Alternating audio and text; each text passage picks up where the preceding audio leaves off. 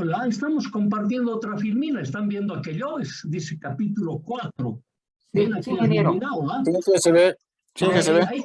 Entonces, no se olviden, nos estamos saltando un momento. O sea, estimo que van a ser la clase de hoy y el día miércoles y el viernes estamos retomando las cosas. Entonces, vamos a mirar primero los módulos de lógica combinacional. Ahí continuamos entonces. Bien, capítulo 4, dice clarito, ¿no? Módulos funcionales de lógica combinacional. Ok. En nuestro programa también está ordenado de esa manera.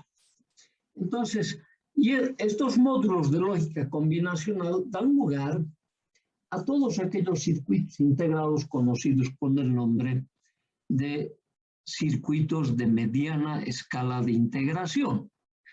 En todos los circuitos de mediana escala de integración están involucrados ya funciones, sean combinacionales o secuenciales, que tienen una estructura que nos presentan ya una tarea lógica concreta. O sea, existen esos circuitos integrados. Ahora, si existirían en todos los códigos, a nosotros nos ahorrarían una enormidad en el proceso de enseñanza-aprendizaje. Porque simplemente haríamos referencia y dijéramos, muchachos, ustedes estudien un poco los manuales y vean estos circuitos integrados. Pero lastimosamente no existen en todos los códigos. Y ahí está nuestro problema.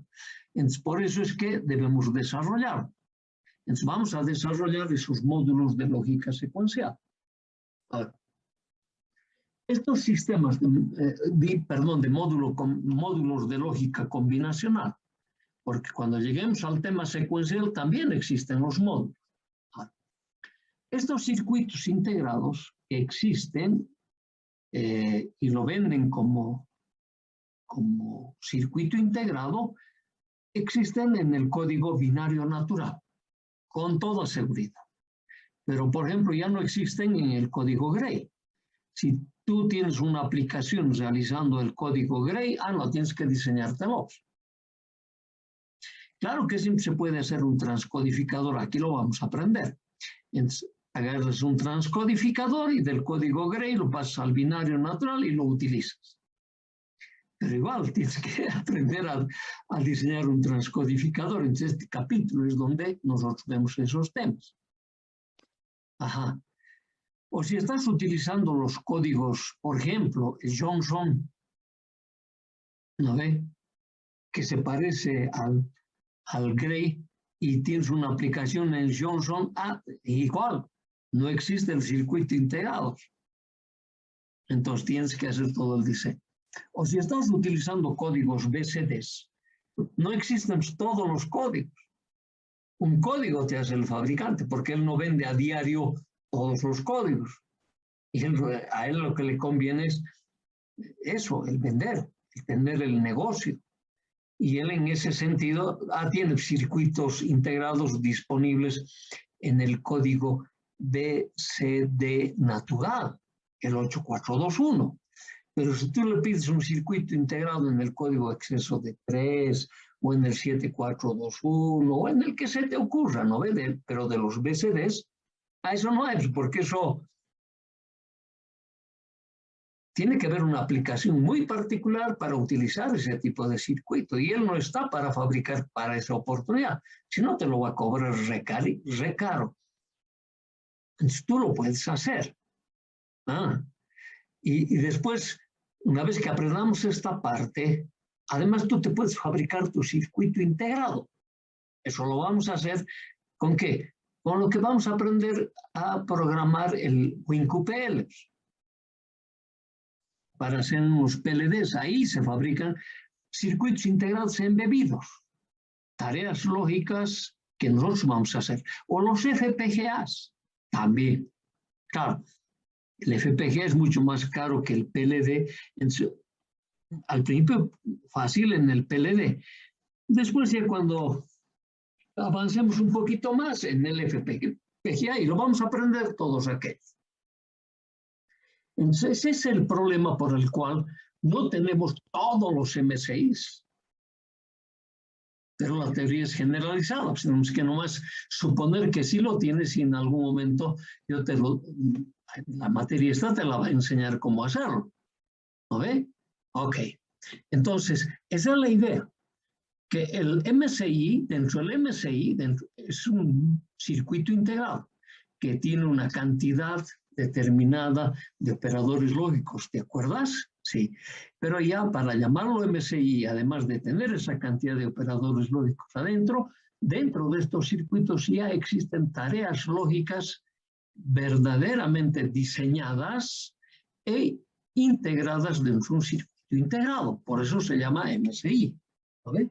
Y a nosotros, las metodologías que nos han ido enseñando, siempre nos han dicho, debemos utilizar los circuitos integrados cada vez más complejos, de tal manera que la mayor cantidad de interconexionado quede dentro de un circuito integrado. Eso es importante para nosotros. Eso va a incrementar la confiabilidad del diseño. Y por ese hecho es que nosotros vamos a utilizar estos circuitos M6. ¿De acuerdo? Ok. Entonces, ya sabemos, nos va a permitir reducir la superficie de tarjeta impresa, que es la parte más costosa.